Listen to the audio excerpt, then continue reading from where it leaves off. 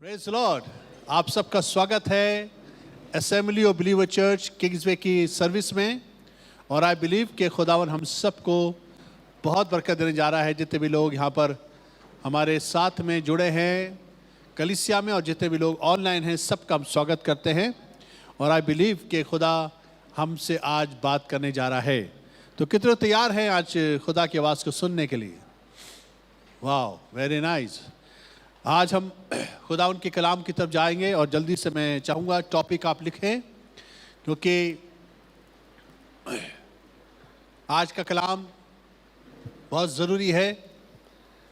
हर बार खुदा हमसे कुछ ना कुछ नई बात कहता है, इसलिए मैं आपको उभारना चाहता हूँ कि आप लोग अपने नोट, पेन, पेपर, नोटबुक सब कुछ निकाल के बैठें और नोट्स करें इन बातों को जो आपको बताई जा रही हैं।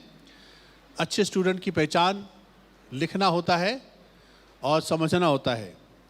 तो मैं चाहता हूं कि आप लोग इस टॉपिक को लिखें और टॉपिक का इंग्लिश में इस तरह से, come out of your myth, know the truth.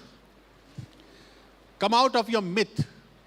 Myth एक ऐसा वर्ड है जो बहुत ज़्यादा पसंद नहीं किया जाता, क्योंकि मिथ में शक शुबा छिपा है। हिंदी में इसका टॉपिक है, अपनी गलत सोच से बाहर निकलो, सच्चाई को जानो।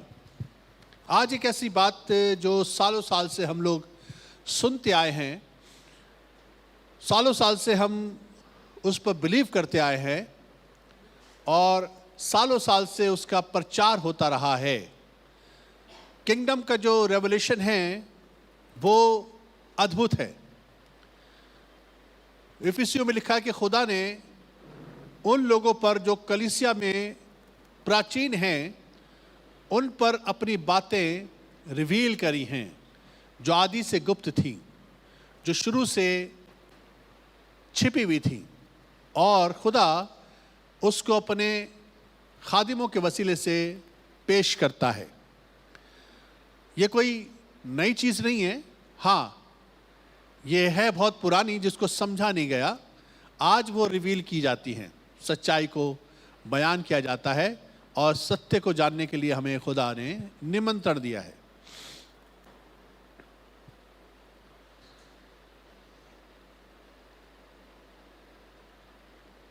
जब आप इस वचन को सुनेंगे तो कुछ बातों पर आपको धक्का भी लगेगा, कुछ बातों पे आपको लगेगा कि अरे ये तो हमें पता नहीं था। कुछ लगेगा आपको कि क्या सच में ऐसा है। कई कई थॉट आपके अंदर डेवलप हो सकते हैं, पर मेरी ये रिक्वेस्ट है कि आप इसकी रिसर्च करना, अपनी पर्सनल रिसर्च ज़रूरी होती है, क्योंकि कलाम बहुत से लोग दे रहे हैं दुनिया में, पर किसी भी तरह से उस कलाम को सही तौर से आप तक पहुंचना, ये एक बहुत बड़ी खूबसूरती हो सकती है या होनी चाहिए। पर कई दफ़ा ऐसा होता है कि इंसान अपनी ओपिनियन, अपने बातें उसमें ऐड कर देता है, जिससे कि वो जो उसका मीनिंग है वो फ़र्क होकर हम तक पहुंचता है।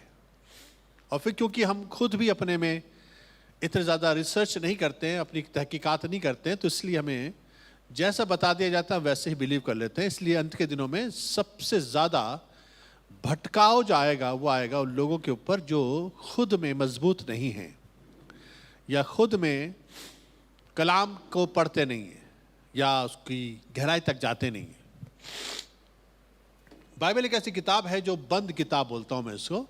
It's a close book, but you have to open this with the help of the holy spirit.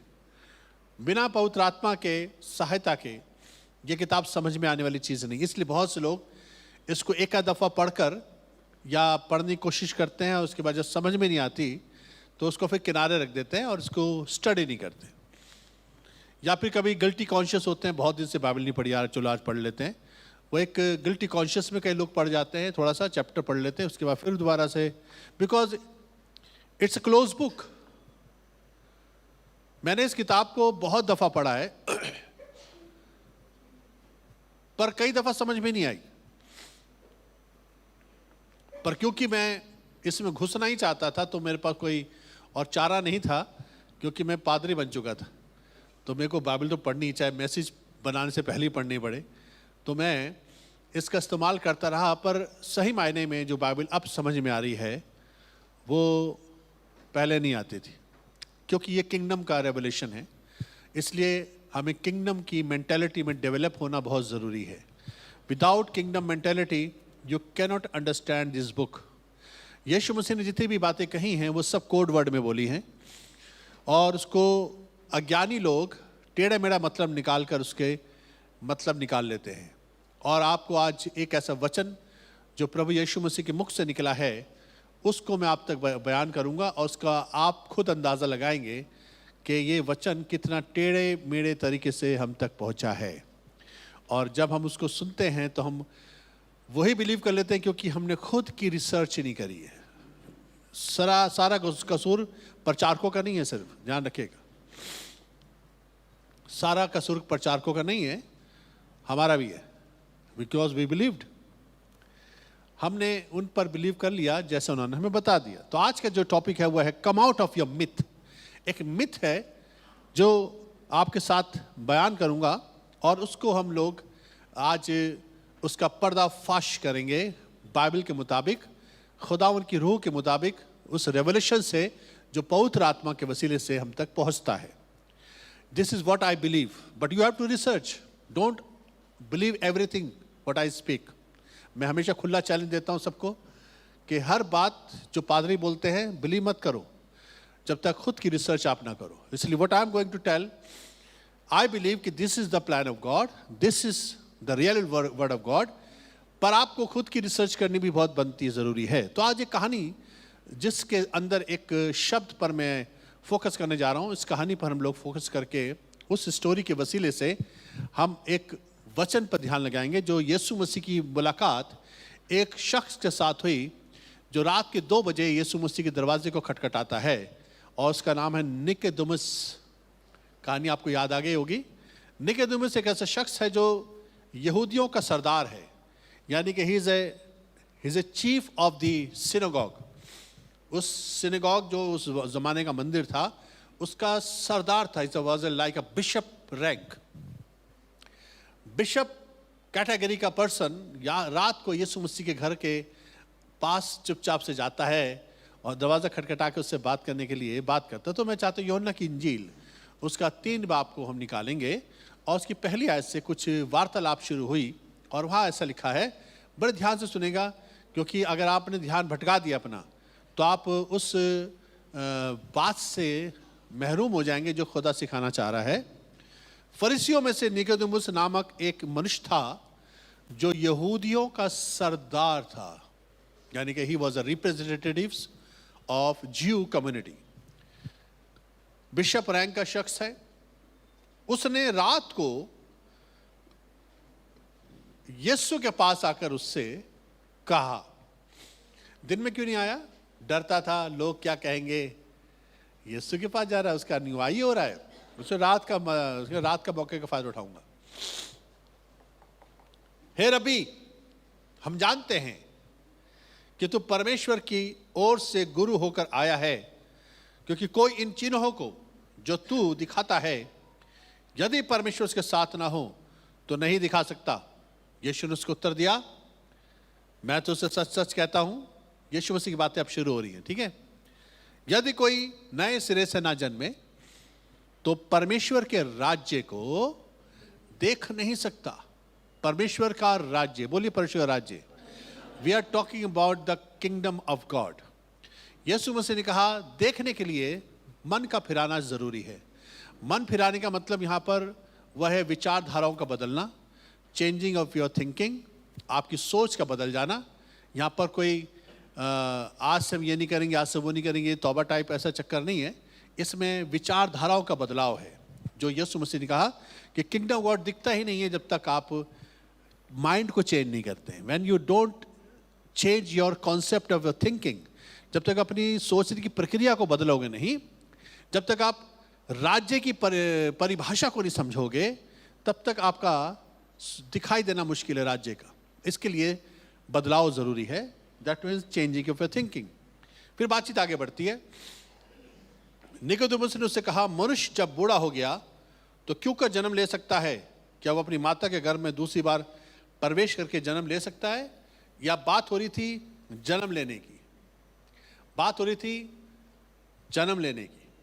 मैंने जब इस चीज को कंपेयर किया तीसरी और चौथी आयत को, तो लगा कि जब निकोदेमुस ने बोला कि मनुष्य का जन्म लेना दूसरी बार, तो जन्म का जो जिक्र है यीशु मसीह ने ऊपर का शेयर किया और उसमें जन्मने का बारे में लिखा कि जब तक कोई इंसान नए सिरे से ना जन्म ले। जन्म का मतलब होता है पैदा होना। Praise the Lord. पैदा होने का यहाँ पर जिक्र है। अब पैदा होने की बात हो रही है, बोलिए पैदा होना। अब यीशु मसीह ने इसका जवाब दिया, 5वीं आयत।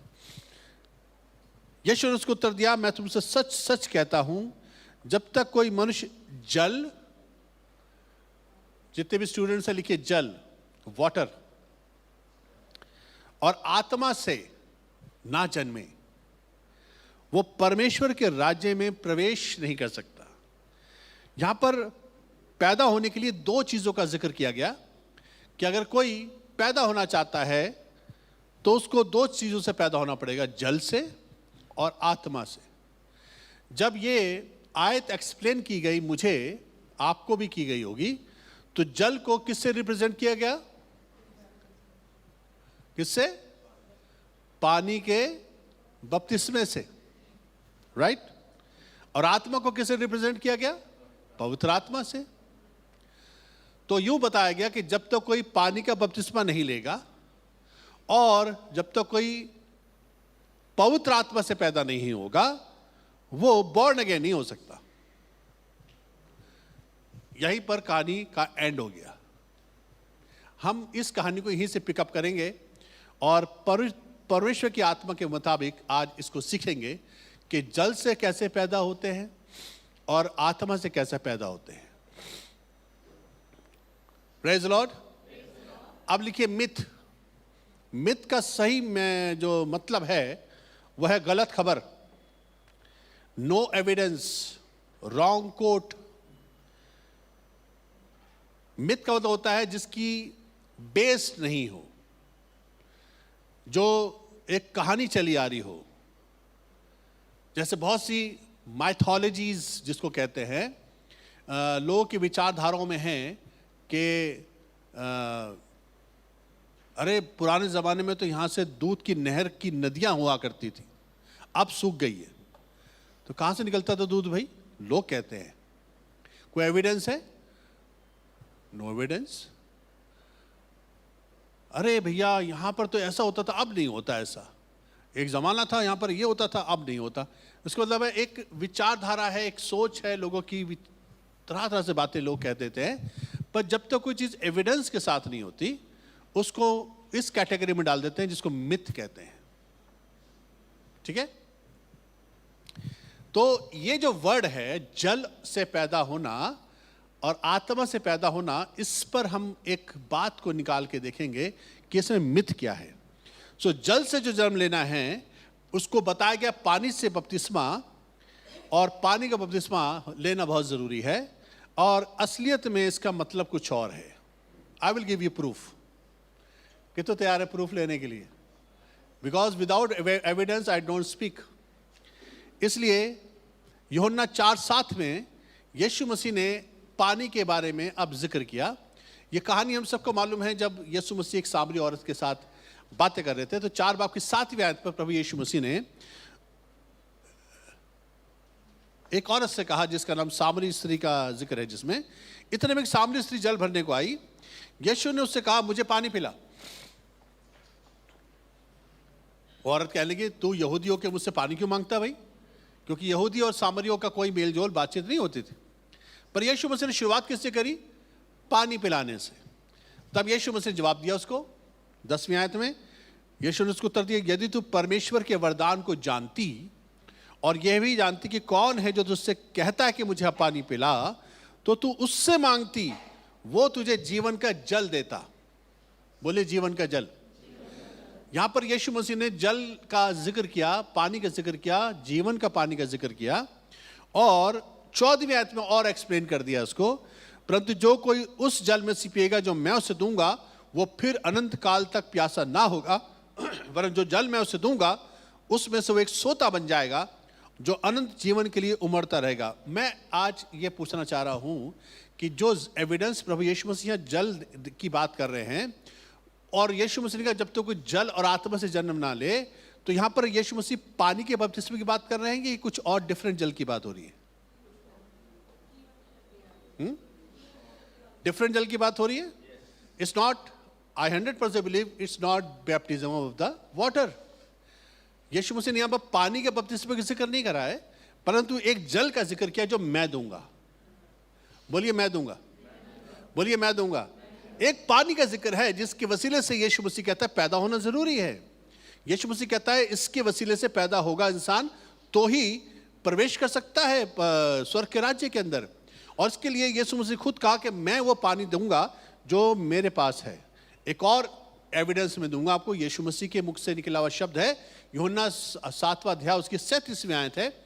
फिर लिखा है पर्व के अंतिम दिन जो मुख्य दिन है यीशु खड़ा हुआ और पुकार कर कहा, क्या कहा? जो कोई प्यासा हो, यदि कोई प्यासा हो तो मेरे पास आकर पिए। बोलिए पिए। यानी कि यीशु मसीह उस जल का जिक्र कर रहे हैं जो यीशु मसीह कैरी कर रहे हैं। फिर यीशु मसीह ने उसको 38वें आयत में एक और एक्सप्लेन करा उसको, और उसने कहा जो मुझ पर विश्वास करेगा जैसा पवित्र शास्त्र में आया है उसके हृदय में से जीवन के जल की नदियां बह निकलेंगी। ये कोई पानी के बपतिस्मे का जिक्र है क्या यहां पर? कौन सा पानी है फिर ये? कौन से पानी से पैदा होना है फिर? हमें जो सिखाया गया है कि पानी का बपतिस्मा ले लो, और इस आयत को ऐसे यहीं पे क्लोज करके हम पर थोप दिया गया कि जो पानी का बपतिस्मा लेगा वो पैदा हो रहा है। भाई रॉन्ग इंफॉर्मेशन, मिथ है ये। मैं आपको सही पानी का बपतिस्मा लेना चाहिए वो अलग इश्यू है, पर इस आयत को पानी के बपतिस्मे से जो जोड़ा गया है, जब तक कोई जल और आत्मा से जन्म नहीं लेगा वो स्वर्ग के राज्य प्रवेश नहीं कर सकता, ये गलत है। बिकॉज यीशु मसीह ने जो पानी का जिक्र किया वो फर्क स्टेटमेंट है। असलियत में पानी क्या है कितने लोग जानना चाहते हैं? पैदा किससे होना है? थोड़े 2-4 लोग तो सीख ही रहेंगे। कितने जानना चाहते हैं पानी क्या है? मैं बाइबल से बताऊंगा आपको। व्हाट इज जीवन का जल? प्रकाशित वाक्य रेवलेशन 1 चैप्टर 15th वर्स, ध्यान से सुनेगा। यहां पर यीशु मसीह का प्रेजेंटेशन है। जब यीशु मसीह को यूहन्ना ने उस दर्शन में देखा तो बड़ी अद्भुत तरीके से देखा। उसका सर पाले की मान सफेद था और बड़ा ही रोशनी से चेहरा उसका, सूरज की रोशनी से भी तेज चेहरा था उसका। और उसके बाद लिखा हुआ है उसके पांव उत्तम पीतल के समान थे जो मानो भट्टी में तपाए गए हों। और फिर लिखा हुआ है, सब मिलके पढ़ें उसकी 15वीं आयत के आखिरी हिस्से को, और उसका शब्द, बोलिए सब मिलके, बहुत जल के शब्द की नाई था। बोलिए उसका शब्द, उसका शब्द। इंग्लिश में लिखा हुआ है and his voice was like the sound of rushing waters. जब तक कोई जल से पैदा नहीं होगा, हालेलुया, जब तक कोई जल से, ये है यीशु मसीह का शब्द जो जल है।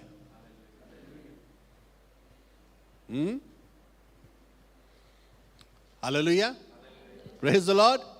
इसका मतलब है पैदा होने के लिए पवित्र आत्मा का होना जरूरी है और यीशु मसीह का शब्द पैदा होने के लिए जरूरी है। आप कहेंगे हम तो यीशु मसीह का शब्द सुनते ही रहते हैं। मैं वाले शब्द की बात नहीं करता हूं जो हम यीशु मसीह के तालीमों में सुनते हैं। मैं उस शब्द की बात कर रहा हूं जिससे हम पैदा होते हैं।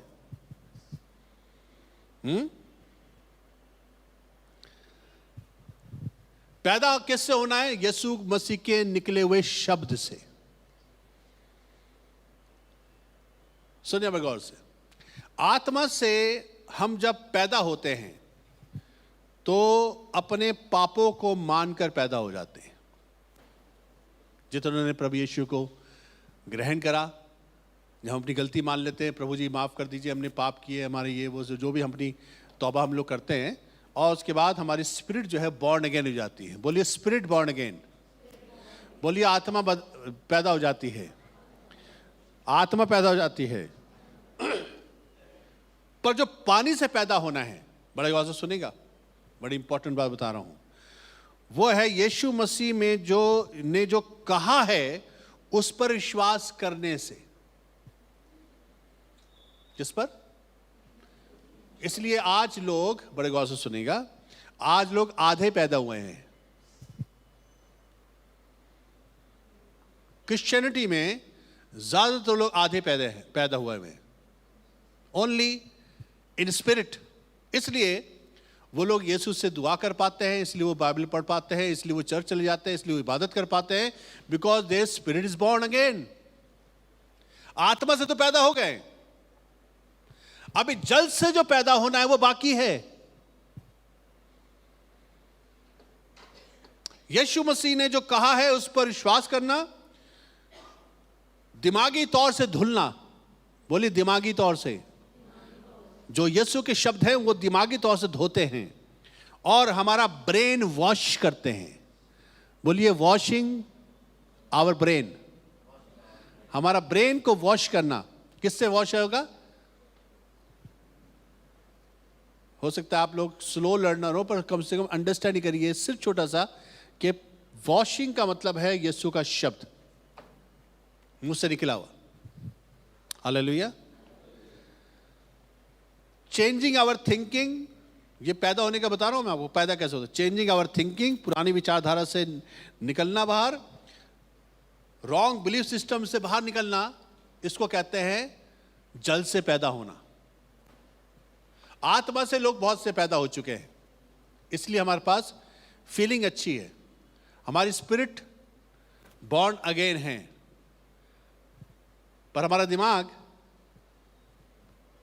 अभी जल से पैदा नहीं हुआ है। So half dead and half alive, this is the problem we are facing in the kingdom of God. What we are facing? We are half dead people and we are half alive, because our spirit is born again. We are excited. हम excitement में हैं, खुदा के लिए उछलना कूदना नाचना गाना praise and worship सब अच्छा लगता है, बिकॉज आवर स्पिरिट रिजॉइस। हमारी स्पिरिट का ये भूख खाना है। पर प्रॉब्लम क्या है कि अभी जल से पैदा नहीं हुए हैं। जल से पैदा होना पानी का बपतिस्मा नहीं है, ये लिख दीजिए कहीं भी अपने बड़े बड़े अक्षरों से। जल से पैदा होने का मतलब है यीशु के शब्द से पैदा होना। आज बहुत से लोग आत्मा से पैदा हैं पर जल से पैदा नहीं है, दिमाग अभी भी करप्ट है। बोले करप्ट दिमाग। बहुत कम लोग बोल रहे हैं वाली बात, क्योंकि हमारी अंदर की जो स्पिरिट हो गई, क्या बात है भाई, आपका पैदा हो गया अभी तक 25 साल से पैदा हुआ है, हमें बता रहे आज हम पैदा नहीं हुए।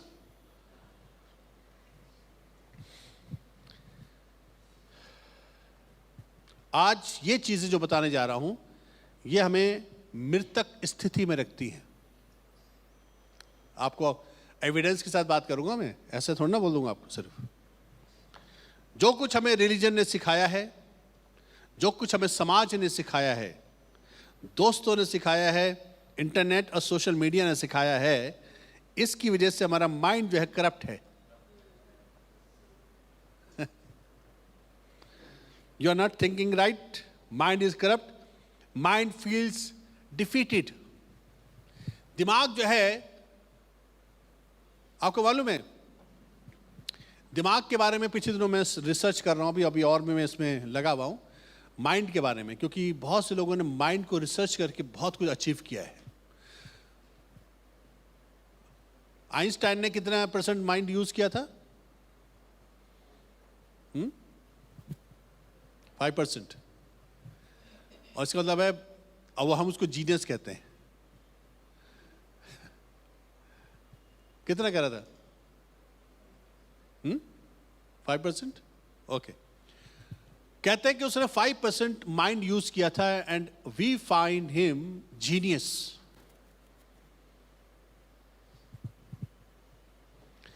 और अगर कोई 10% कर ले तो ओवर जीनियस हो जाएगा ना। इसका मतलब एवरेज इंसान माइंड को टच भी नहीं करता।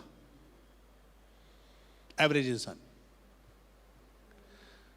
हमें सिर्फ, देखिए आपको बताऊं कैसे, कितने लोगों को चेस खेलना पसंद है? मुझे बिल्कुल पसंद नहीं है। It's a mind game of the mind. कितना लगता है बड़ा टाइम वेस्टिंग है, क्योंकि उसमें चालें सोचनी पड़ती हैं कि ढाई वाली चाल घोड़े वाली चलूं कि मैं रानी वाली चाल चलूं, कैसे राजा बचाऊं। और ज़्यादातर लोग डिफेंसिव खेलना पसंद करते हैं, क्योंकि वो कहता है भाई ये तो यहाँ से आ रहा है, ऐसे कर ले, वो यहाँ से बचते बचते यूं, उसके बाद उसमें चेक मिल जाता है उसको। It sharps your mind. Praise the Lord, praise the Lord. इसलिए बहुत से पजल्स हैं जो लोग खेलते हैं। चेकर्स होता था, बहुत कुछ होता है, आज भी होता है ना। आजकल बहुत से अब वीडियो गेम्स आ गए हैं ऐसे वाले जिसमें बचाना पड़ता है, इसको कैसे बचाएं, उसको कैसे बचाएं। माइंड यूज होता है इससे।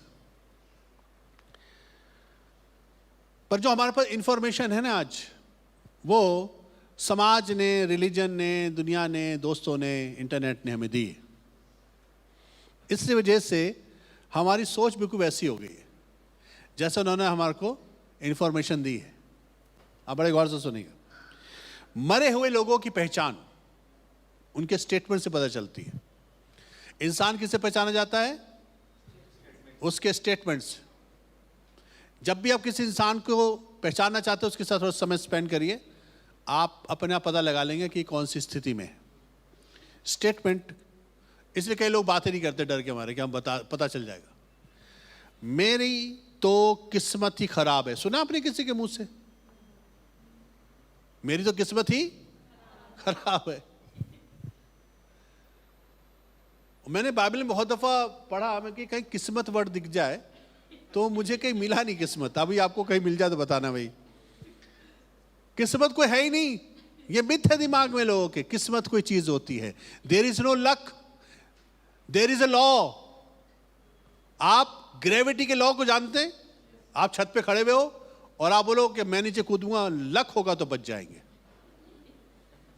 करके देखे बेटा ऐसा। इफ आई एम लकी, है करके देखें ऐसा, कोशिश करें तो पता चलेगा आपको। प्रॉब्लम क्या है? वी डिपेंड ऑन लक, जब क्यों है ही नहीं ऐसा, ऐसी चीज है ही नहीं दुनिया में। There is no luck.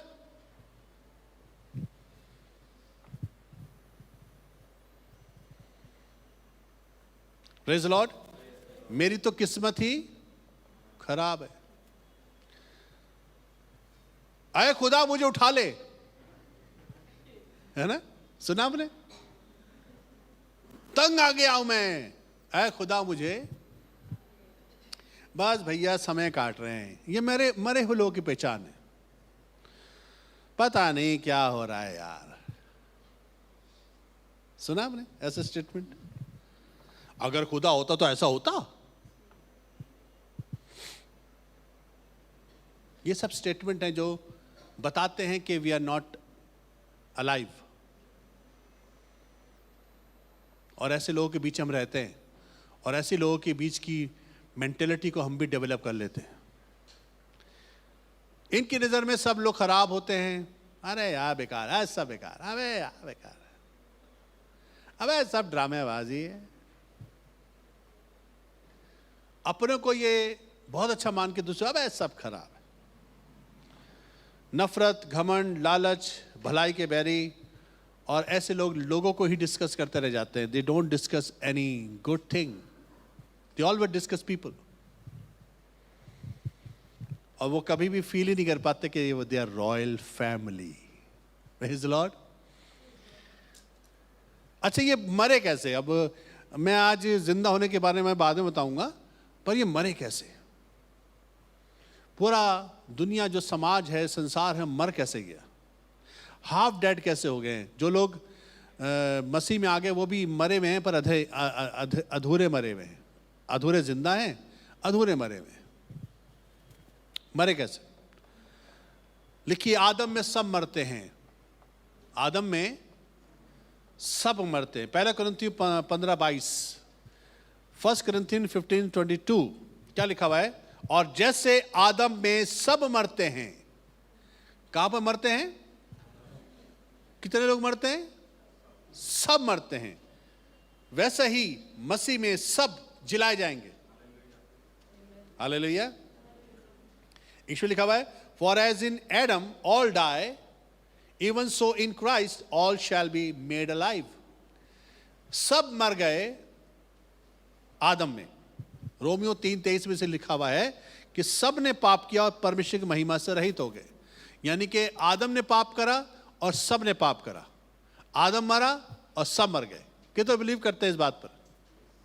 जब परमेश्वर ने आदम को बनाया था, आओ हम मनुष्य को पिक्चर का सूर्य समानता बनाए, जेनेसिस 1:26, खुदा ने आदम को सारी अथॉरिटी देकर जमीन के ऊपर अधिकार दे दिया कि जमीन पर फूलो फलो पृथ्वी भर जाओ। सारी आशीषें इनके पास, सारा अधिकार इनके पास, डोमिनियन इनके पास।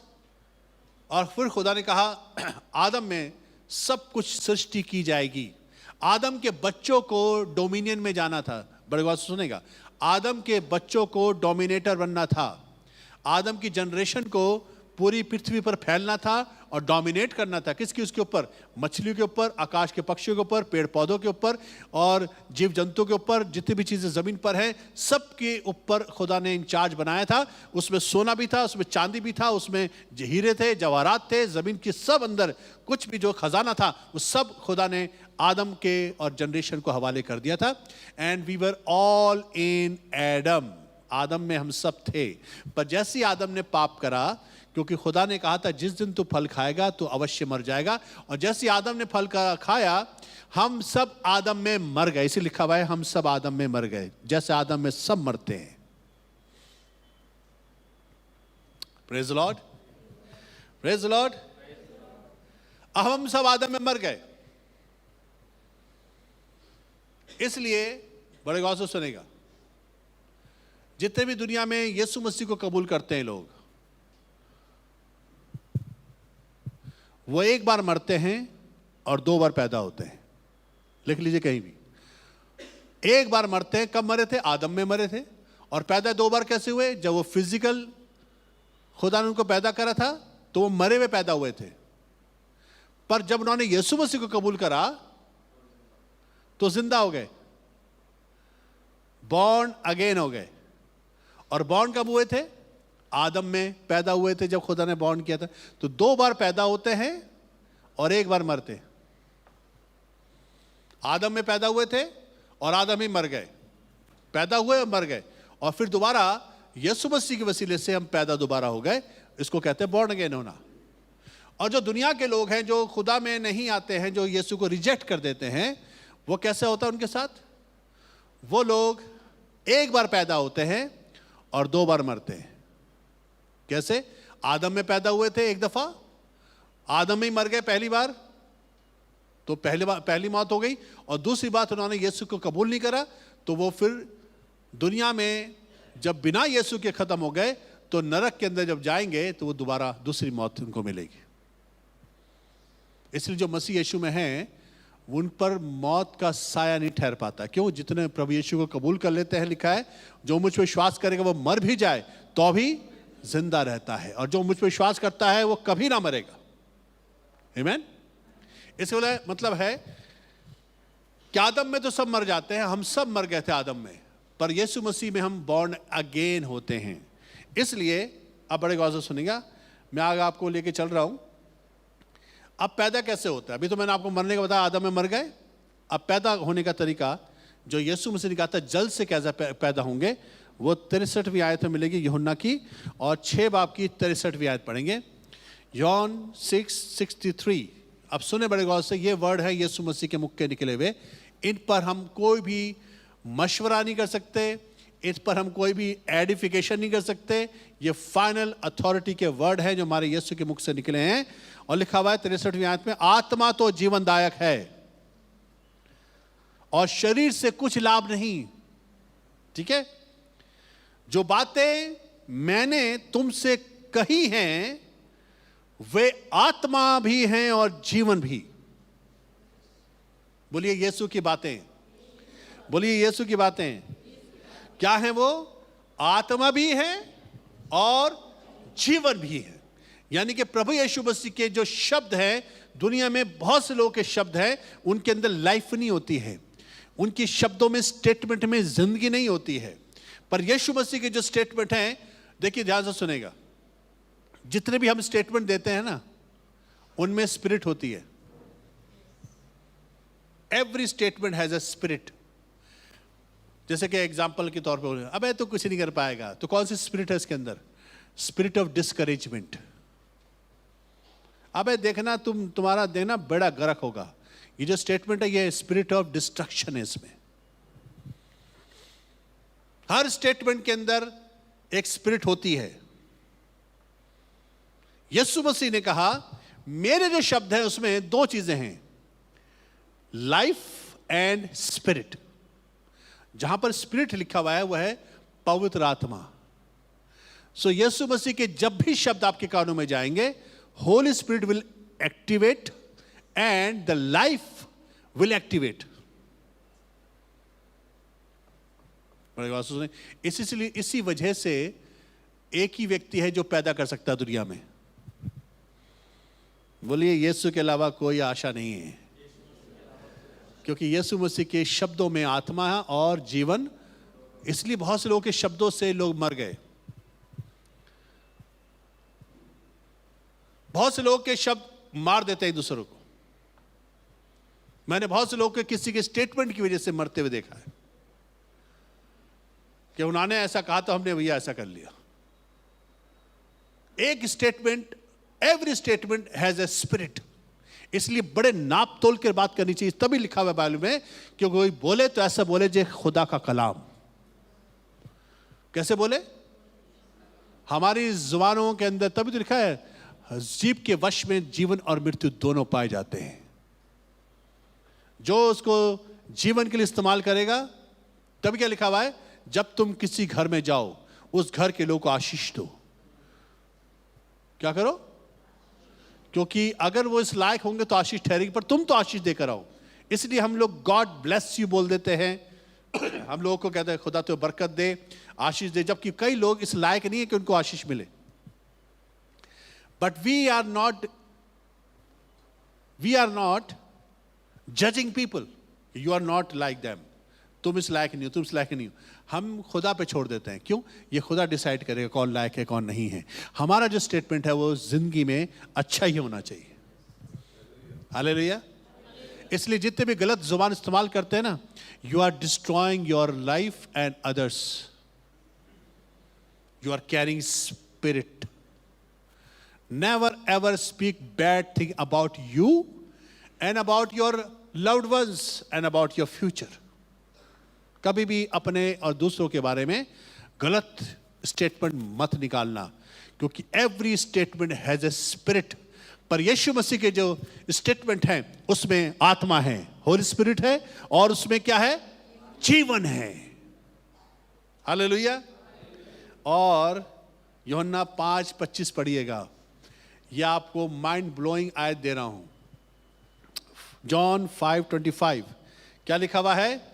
मैं तुमसे सच सच कहता हूं, वो समय आता है, वरन बोलिए अभी है, बोलिए अभी भी है, वो समय आता है और अभी भी है। यीशु मसीह 2000 साल पहले ये स्टेटमेंट दे रहे थे। कौन सा स्टेटमेंट? वो समय आता है, बोलिए आता है। 2021 के बारे में प्रभु यीशु मसीह ने कहा था आता है 2000 साल पहले, और प्रभु यीशु मसीह ने कहा था 2000 साल पहले कि आज भी यही वाला सामर्थ रखता है ये वचन। क्या लिखा हुआ है? एक समय आने वाला है और अब भी है जिसमें मृतक परमेश्वर के पुत्र का शब्द सुनेंगे, और जो सुनेंगे वो जिएंगे। हालेलुया। तो पैदा कौन कर रहा है यहां पर? बोलिए जल। उसके शब्द जो हैं वो बहुत से बड़ी सामर्थ से भरे हुए जल का शब्द था। यीशु मसीह ने कहा जो जल मैं तुझे दूंगा वो पीकर तू कभी प्यासी नहीं होगी। वो जल जिसके यीशु मसीह जिक्र कर रहे हैं वो है यीशु के मुख से निकला हुआ शब्द, जिसके वसीले से मुझे और आपको पैदा होना जरूरी है। और वो ही हमें पैदा करेगा, क्योंकि इसी के शब्द में लिखा हुआ है सामर्थ है, और ये शब्द जो है जीवन को लेकर चलते हैं। इसलिए जो खुदा के बेटे की आवाज सुनेंगे, चाहे वो मुर्दे ही क्यों ना हो, वो जिंदा हो जाएंगे। हालेलुया। किसकी बात हो रही है? मत सोचिए ये कब्र में पड़े हुए मुर्दों की सिर्फ बात हो रही है। कई दफा हम इस वाली आयत को रिजरेक्शन से जोड़ देते हैं।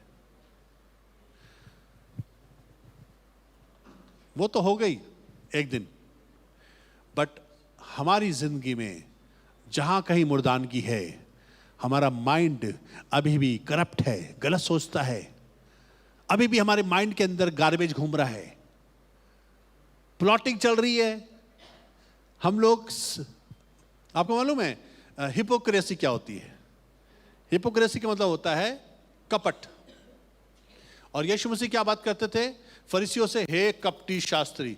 मुझे लगता है कि दफा उसका नाम तो नहीं है कपटी कहीं, पर वो यीशु मसीह उसकी स्पिरिट की दशा बता रहे थे कि तू हिपोक्रेट है, तू दिखाता कुछ है, दिखता कुछ है, तेरे मन में कुछ है और सोच में कुछ और है, और तू करता कुछ और है। दिखता तो कुछ है और दिखाता कुछ और है तो कुछ और। कई लोग स्प्लिट पर्सनैलिटीज हैं। हिपोक्रेसी का मतलब यही होता है कि हम नहीं हैं वो जो हम दिखा रहे हैं। इसलिए अजीजों, be genuine, be genuine. Genuine ईमानदार एक इंसान बनने की सख्त जरूरत है हमें। क्यों? क्योंकि यीशु मसीह हमारे आपकी जिंदगी के अंदर वो काम करना चाहते हैं जो जेन्युइन वर्क है। कौन सा है? जिंदा हो जाना। बोले जिंदा हो जाना। बोलिए पैदा हो जाना। जब तक आत्मा से तो बहुत से लोग जन्म ले चुके हैं, बहुत से लोग बॉर्न अगेन हो चुके हैं स्पिरिट में। Their spirit is very good but their mind is so corrupt. इसलिए उनकी विचारधारा, उनकी सोच, उनकी बातचीत, उनका स्टेटमेंट इतना गंदा होता है कि लोग जब उनके संपर्क में आते हैं तो उनसे झटका खाते हैं। अरे ऐसे होते हैं खुदा के लोग, भैया हम ही भैया ठीक है, हम तो अभी जुम्मा चर्च जा रहे थे, इनको देखो तो बॉर्न क्रिश्चियन हैं, इनकी हालत देखो। क्यों ऐसी बातें लोग बोलते हैं? क्योंकि we are born again in the spirit but not in our mind। और ये कौन पैदा करेगा हमें? जब तक जल से पैदा नहीं होगी। Word of God. जल से पैदा होने का मतलब क्या है? Respect what he says, respect Jesus what he says. Hallelujah, hallelujah. हम कितनी रिस्पेक्ट करते हैं हम यीशु मसीह की, पता है आपको? अपने आप पता चल जाएगा अपने आप को, मुझे बताने की जरूरत नहीं है। कैसे? कितने बिलीव करते हैं यीशु मसीह ने कहा जो मुझ पर विश्वास करता है। अच्छा, यीशु मसीह विश्वास करना क्या है? कोई बता सकता है?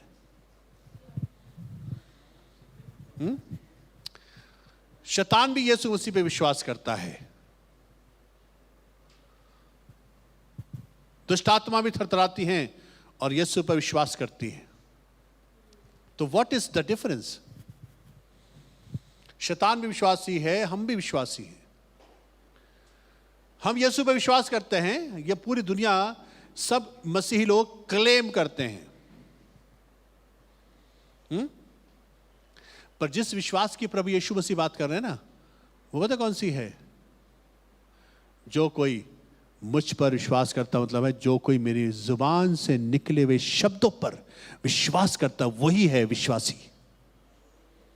जनरल फेथ की बात नहीं कर रहा हूं। हाँ, एक दिन यीशु मसीह आया था 2000 साल पहले, हम जानते हैं, विश्वास करते हैं। विश्वास करना यीशु मसीह की आइडेंटिटी पर नहीं, पर यीशु मसीह के मुख से निकले हुए शब्दों पर जितने विश्वास करते हैं वही विश्वासी ठहरते हैं। अदरवाइज बाकी लोग सब एक ऐसे नॉन टाइप ऑफ पीपल हैं जो दुनिया जैसे बिलीव करती है। हिंदू लोग भी बिलीव करते हैं यीशु मसीह आया था, मुसलमान लोग विश्वास करते हैं, उसे रूहे अल्लाह बोलते हैं। Everybody believes in Jesus Christ, but that is not the all. पर यीशु के शब्दों पर विश्वास करने वाले लोग जो होते हैं वो होते हैं विश्वासी। हालेलुया। यूहन्ना 15:7 में यीशु मसीह ने क्या कहा? यदि तुम मुझ में बने रहो और क्या करें? और मेरी बातें, बोली बातें, मेरी बातें तुम में बनी रहे तो जो चाहो मांगो तुम्हारे लिए हो जाएगा। मत्ती 18:20। प्रभु यीशु मसीह ने चेलों को जाते जाते एक बात कहते बोले, देखो देखो जा रहे हो तुम, जा रहे हो पर ध्यान रखना, उन्हें सब बातें जो मैंने तुम्हें आज्ञा दी हैं मानना सिखाना, और देखो मैं जगत के अंत तक सदैव तुम्हारे साथ हूं। और क्या कहा प्रभु यीशु मसीह ने? उन्हें मेरी बातें मानना सिखाना। Praise Lord, praise Lord. आज सबसे बड़ी जो शैतान को डर है ना, अब मैं आपको शैतान का डर बताऊंगा। सबसे बड़ा जो शैतान को डर है वो ये है कि कहीं लोग यीशु की बातें सुनने ना लग जाएं, क्योंकि यीशु मसीह के शब्दों में क्या है? आत्मा भी है और बॉर्न अगेन करने की पावर है यीशु मसीह के मुंह से निकले हुए शब्दों में। और इसलिए शैतान ने कन्विंस कर दिया है आज के प्रचारकों को कि यीशु के मिरेकल प्रचार करो, पर यीशु की बातें प्रचार मत करना। अक्सर मैं इंटरनेट पे चेक करता हूं what pastors are preaching. Maximum लोग मिरेकल्स प्रीच करते हैं। यीशु मसीह के मुख से निकले हुए कॉन्सेप्ट, यीशु मसीह के मुख से निकले हुए वचनों को डिकोड करके नहीं बताते कि यह मतलब था यीशु मसीह के बोलने का। Why they preaching miracles? जबकि मजे की बात पता है क्या है? सबसे ज्यादा मिरेकल किसने देखे थे? चेलों ने। पतरस ने देखा था पानी में कैसे चलना, यीशु मसीह चला, उसने खुद चल के भी दिखा दिया। और उसके बाद यीशु मसीह के चेलों ने सबसे ज्यादा मूसा को देखा, एलिया को देखा, यायर की बेटी जिंदा होता देखी, लाजर को जिंदा होता देखा, कोड़ियों को पाक साफ आंखों के सामने होता देखा, 5000 लोगों को खाना खाते हुए देखा, हजारों लोगों ने मल्टीप्लाई होते हुए देखा रोटी को। सब कुछ, मछली, सब कुछ देखने के बाद, इतने बड़े मिरेकल होने के बाद यीशु मसीह के चेलों ने यीशु मसीह का मिरेकल एक भी प्रचार नहीं किया। बाइबल में भरी पड़ी है, पतरस की पत्रियां पढ़ लो, यूहन्ना की पत्रियां पढ़ लो, उन्होंने कभी भी यीशु मसीह के मिरेकल प्रीच नहीं करे। शैतान को मालूम है कि अगर यीशु के शब्दों को प्रचार कर दिया गया तो लोग बॉर्न अगेन हो जाएंगे, और इसी को सबसे बड़ा डर उसको है। Praise Lord. मिरेकल प्रीच करो, आश्चर्यकर्म बताओ, कैसे लोगों को यीशु मसीह ने खाना खिला दिया, कैसे मुर्दा जिंदा कर दिया, कैसे ये यीशु मसीह ये सब काम करके चले गए हैं। आपको बताना चाहता हूँ वो बिल्कुल सही है, पर आपको बताना चाहता हूँ यीशु मसीह ने कभी नहीं कहा था मेरे मिरेकल प्रीच करना। यीशु मसीह ने यह भी नहीं कहा था मेरे बारे में बताना। यीशु मसीह ने कहा था मेरी बातें बताना, क्योंकि उसी में सामर्थ है,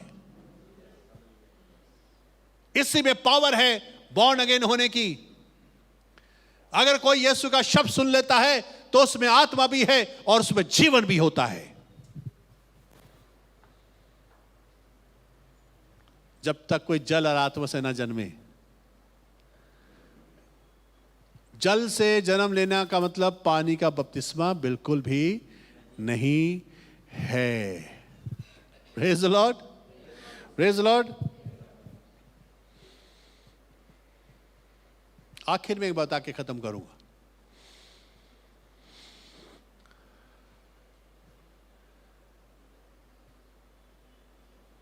यीशु पर विश्वास करने का मतलब है यीशु के मुख से निकले हुए शब्दों पर विश्वास करना।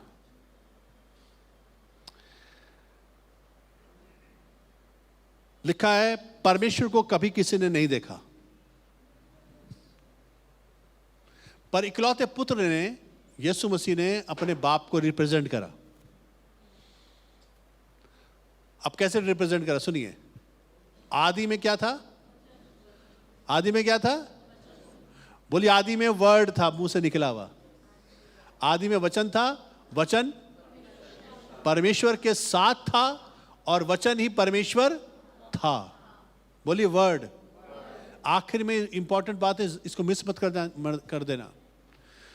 What was in the beginning? Word. सबसे पहले क्या चीज थी? Word. जितनी भी चीजें पैदा हुई हैं दुनिया में, Word. जो भी कुछ आप देखते हो, पेड़ देखते हो ना, ये Word. चांद सितारे सूर्य देखते हो, Word. सब कुछ शब्द से बना है. और यूहन्ना 1:14 में लिखा है,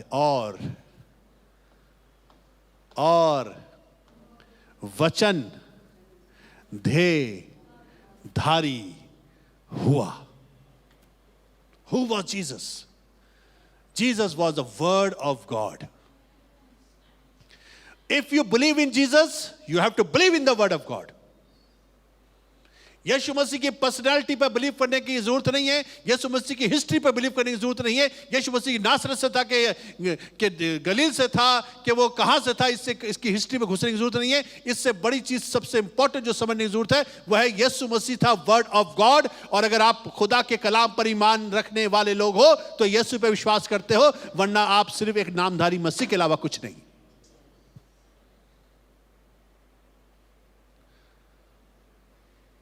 ज्यादातर लोगों के पास स्टोरीज है यीशु मसीह की. क्या आपके मुख से यीशु के शब्द निकलते हैं? अगर तुम मुझ में बने रहो और मेरी बातें किसमें बनी रहे? किसमें? इसलिए कुलुस्सी 3:16 में क्या लिखा हुआ है? बड़ी गौर से सुनेगा, बड़ी गौर लिखा है, जित मसीह के वचन को अपने हृदय में अधिकाई से, और सुने बड़े गौर से, जो कुछ दिल में भरा होता है. कहां भरा आता है सिस्टर? जो दिल में भरा है. नफरत भरी है, नफरत निकलेगी. गुस्सा भरा है, गुस्सा निकलेगा. कड़वाहट भरी है, कड़वाहट निकलेगी. घमंड भरा है, घमंड निकलेगा. और यीशु के शब्द भरे हैं तो यीशु का शब्द बाहर निकलेगा. What are you carrying right now? Praise the Lord. जल से पैदा होना डिफिकल्ट है थोड़ा, आत्मा से पैदा होना बड़ा आसान है. इसलिए कई लोग आत्मा से पैदा होने को बहुत महत्वपूर्ण समझते हैं. पर यीशु मसीह ने दोनों जन्म की बात करी है यहां पर.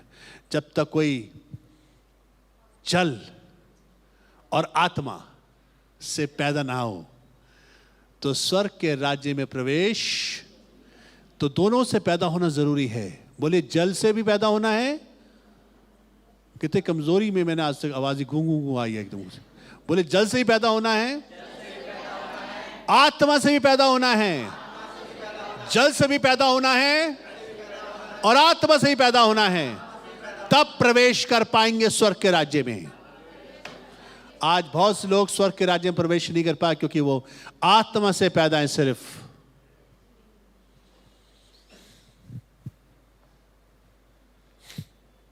जल से पैदा होना जरूरी है. जल से पैदा होना मतलब पानी का बपतिस्मा बिल्कुल भी नहीं है. कितने लोगों को ये सच्चाई समझ में आ गई आज? This was the myth. लोगों ने हमें गलत शिक्षा दी है क्योंकि उन्होंने पता नहीं लगाया. Praise the Lord. पता लगाइए, सच्चाई होली स्पिरिट आप तक रिवील करेगा. इसलिए सच्चाई प्राप्त करिए और सच्चाई बयान करिए. किंगडम का मैसेज यही है. इसलिए आज सब कुछ जितना भी आप दुनिया में देखते हो जो पैदा हुआ है वो खुदा के मुख से निकले हुए शब्द से पैदा हुआ है. इसलिए लिखा हुआ है मनुष्य केवल रोटी से नहीं परंतु हर एक उस वचन से जो खुदा के मुख से निकलता है जिंदा रह सकता है. जिंदा रहने के लिए क्या चाहिए आपको? आपको LIC की वो नहीं चाहिए, इंश्योरेंस जिंदा रहने के लिए. वो तो मरने के बाद मिलती है लोगों को और आपको भी नहीं मिलेगी. जितने भी इंश्योरेंस करवाते हैं लोग, मरो बेटा तुम्हारी बीवी को मिलेगा, तुम्हारे बच्चों को मिलेगा, तुम मर जाओ, भाड़ में जाओ, तुम सिर्फ अपनी वो भरते रहो, हैं EMI भरते रहो हर साल साल की जो भी होती. तुम मरोगे दूसरों को फायदा होगा. LIC की या किसी की भी इंश्योरेंस आपको थोड़ा फायदा देती, दूसरों को देती है. किसी के दुकानदारी खराब हो रही है मेरी वजह से.